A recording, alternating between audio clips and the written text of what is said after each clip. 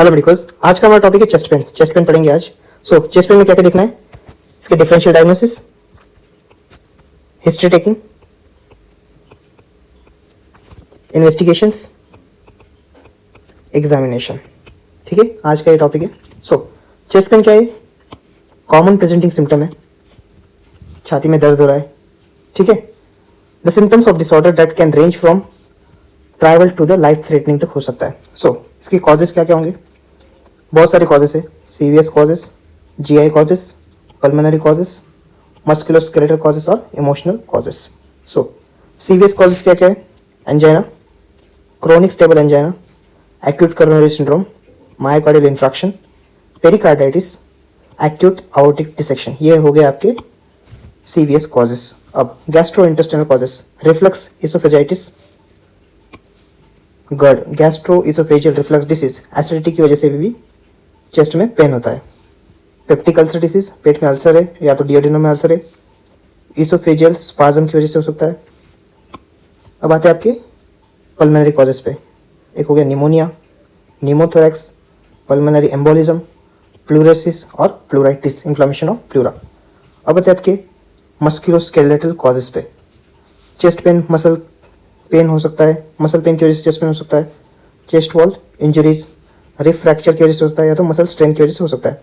और कौन कौन सी कॉजेज है मस्कुलोस्केलेटल पेन के? हर्पेस ज़ोस्टर वायरस, कोस्टोकॉन्ड्राइटिस, बॉन डिसीज और सेकेंडरी ट्यूमर ऑफ रिब्स। और ये रहे आपके मस्कुलोस्केलेटल कॉजेस रिफ्रैक्चर से। अब आते हैं इमोशनल में, एंजाइटी, डिप्रेशन। ओके, ये हो गया आपके डिफरेंशियल डायग्नोसिस। एक और होता है hyper ventilation syndrome, hyper ventilation syndrome. ठीक है, अब आते हैं हिस्ट्री टेकिंग पे। हिस्ट्री टेकिंग में क्या क्या याद रखना है? पेन का कैरेक्टर कैसा है? इफ टाइट एंड क्रशिंग है तो सपोज ये क्या है आपका, फिर अंजाइना। टीयरिंग टाइप है तो ये आउटिक डिसेक्शन हो सकता है। बर्निंग पेन है तो ये एसिडिटी और इसोफेजियल रिफ्लक्स की वजह से हो सकता है। Peptic acid related to the pain tend to the deep and gnawing type. अब आते हैं इसके लोकेशन पे, कहाँ हो रहा है। एंजाइना और GERD में पेन जो होता है रेट्रोस्टर्नल होता है, both radiated to the jaw और down into the left arm. दोनों पेन जो है रेडिएट होते हैं कहाँ पे? जॉ की तरफ और लेफ्ट आर्म की तरफ। ठीक है, फिर आता है आपके पेरिकार्डाइटिस में। पेरिकार्डाइटिस में जो पेन होता है वो सेंट्रल पेन होता है, ये भी रेडिएट करता है कहाँ? शोल्डर की तरफ। इसे ट्रेपेजियस रिच पेन भी कहते हैं। अब आते हैं आउटिक डिसेक्शन की तरफ। इसमें भी पेन रेडिएट होता है लेकिन बैक की तरफ होता है और एब्डोमिनल की तरफ भी हो सकता है। It depends on the extent of dissection. अब आता है पल्मोनरी पेन। पल्मोनरी पेन में क्या आएगा? Located anywhere in the thorax, कहीं पे भी हो सकता है पल्मोनरी पेन। अब आते हैं इसके एग्रीवेटिंग फैक्टर और प्रेसिपिटेटिंग फैक्टर। एग्रीवेटिंग फैक्टर में अंजाइना में क्या है? एक्सरसाइज करने से हो सकता है, प्रेसिपिटेटेड बाय एफर्ट, इमोशन की वजह से, फूड की वजह से, कोल्ड वेदर की वजह से अंजाइना एग्रीवेट हो सकता है। If angina occurs at the rest और मोर देन 20 मिनट, 20 मिनट से ज़्यादा एंजाइना हो रहा है, रिलीफ नहीं हो रहा है, तो it should be treated as a myocardial infarction. It should be treated as a myocardial infarction. Okay, now GERD, gastroesophageal reflux disease, often related to the meals and precipitated by changing in posture. Posture change करने से, या तो आगे bend होने से या तो lying down होने से बढ़ रहा है पेन। फिर आते हैं आपके पेरिकार्डाइटिस और प्लूरेटिक टाइप पे। पेरिकार्डाइटिस और प्लूरेटिक टाइप का पेन कैसा होता है? ये इंक्रीज होता है इंस्पिरेशन की वजह से। अब आते हैं उसके मस्कुलोस्केलेटल टाइप। ये वर्स होता है breathing due to movement of the thorax.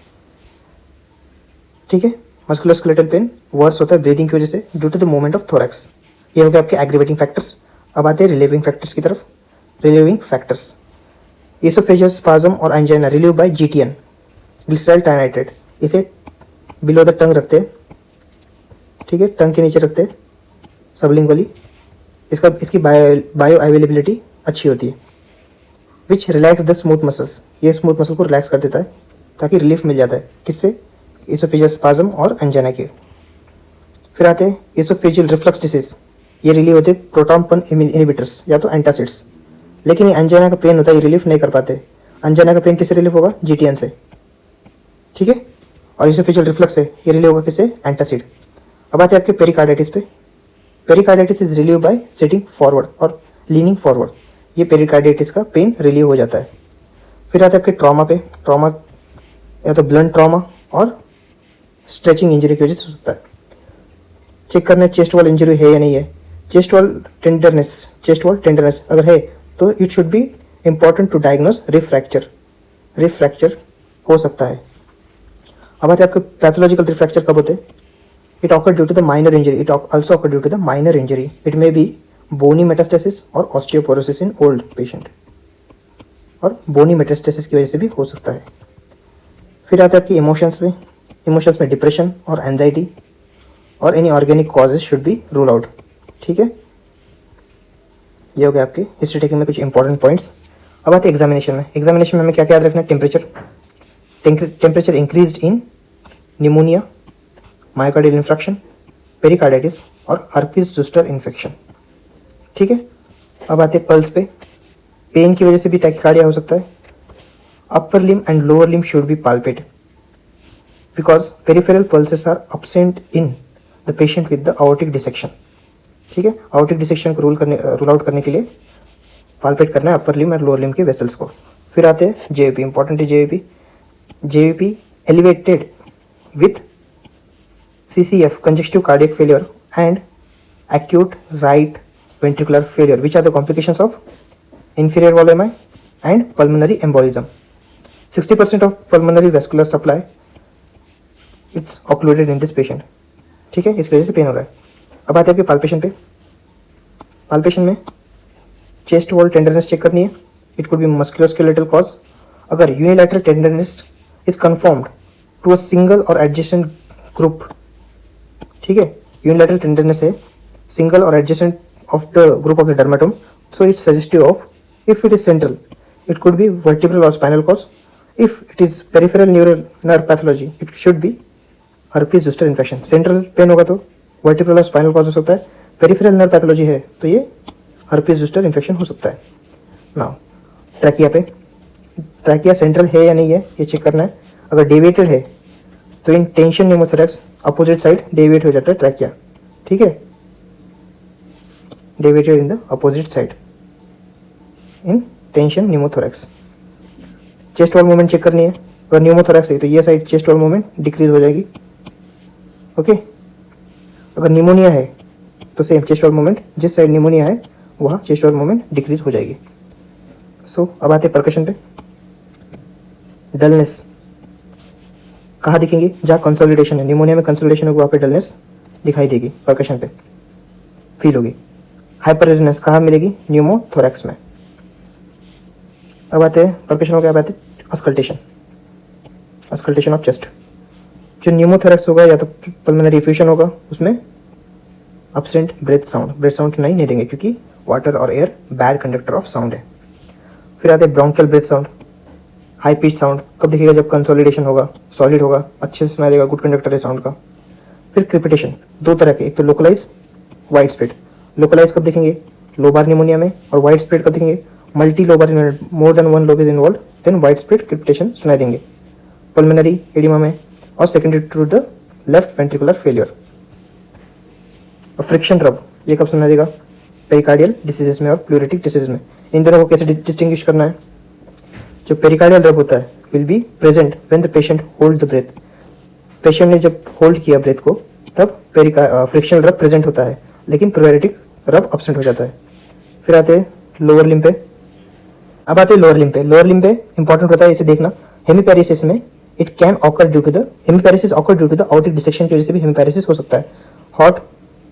Hot Solan और काफ ऑफ थाई में have DVT deep vein thrombosis हो सकता है। अगर हॉट है, सोलन है, काफ आपका थाई में पेन है, ठीक है, डीवीटी हो सकता है। सो डीवीटी होने के लिए मीन्स देखने के लिए measure the length of both the limb, दोनों लिम्ब का मेजरमेंट लेना है, मिड काफ सर्कमफरेंस और मिड थाई सर्कमफरेंस, जिस साइड का ज्यादा होगा वहाँ डीवीटी हो सकता है। ठीक है, अब आते हैं आपकी इन्वेस्टिगेशन पे। फर्स्ट जनरल इन्वेस्टिगेशन और स्पेसिफिक इन्वेस्टिगेशन। जनरल इन्वेस्टिगेशन में फुल ब्लड काउंट, पूरा CBC complete blood count increased, इसमें अगर निमोनिया होगा या एमआई होगा तो डब्ल्यूबीसी बढ़े रहेंगे, इंक्रीज होंगे। अब आते हैं कार्डियक मार्कर में। एमआई में cardiac troponin which is raises in 6 hours and remain elevated for up to the 2 weeks। ठीक है, कार्डियक ट्रोपोनिन 6 घंटे बाद बढ़ता है एमआई होने के बाद और एलिवेट रहता है 2 weeks तक। अब मोस्ट इंपॉर्टेंट आती है ईसीजी पे। ईसीजी एंजाइना और एमआई और दूसरे चेंजेस भी है, लाइक हाइपरकैलेमिया, हाइपोकैलेमिया और पेरिकार्डिटिस भी है, लेकिन मेन इंपॉर्टेंट है अंजाइना और MI. ECG changes following coronary vascular insufficiency. So, angina. Patient present with unstable angina. Patient present with unstable angina. So, ECG check करेंगे. ECG में typical ST elevation दिख रहा है तो it could be STEMI, ST elevated myocardial infarction. अगर no typical ST elevation is seen, so it could be non-ST elevated acute coronary syndrome. फिर हमें check करना है troponin level. अगर troponin level बढ़ा है तो it is an non-ST elevated MI. अगर troponin level normal है, not elevated, so it is unstable angina. अब आते हैं, अगर involvement of left anterior descending artery है, so changes in inferior lead 2-3 AVF. 2-3 AVF में ST एलिवेशन दिखेगा या तो डिप्रेशन दिखेगा. ठीक है. फिर आते हैं involvement of left main coronary artery.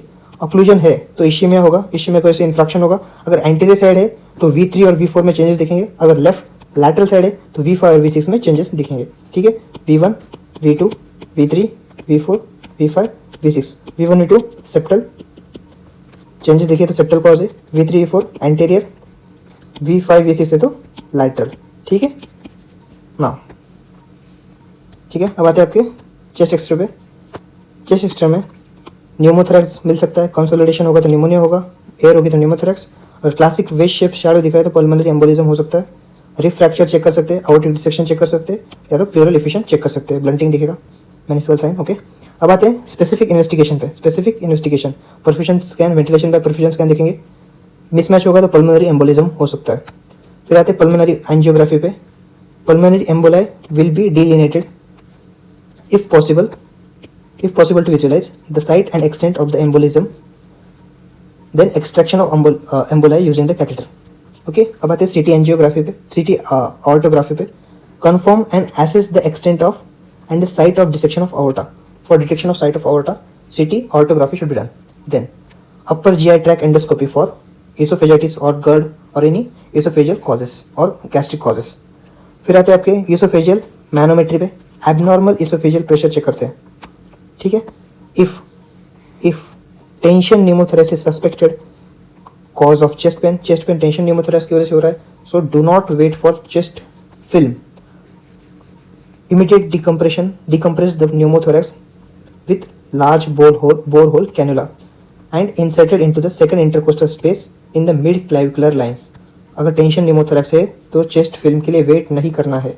You should decompress immediately or place the drain into the triangle of safety or second intercostal space in mid clavicular line. Okay, thank you.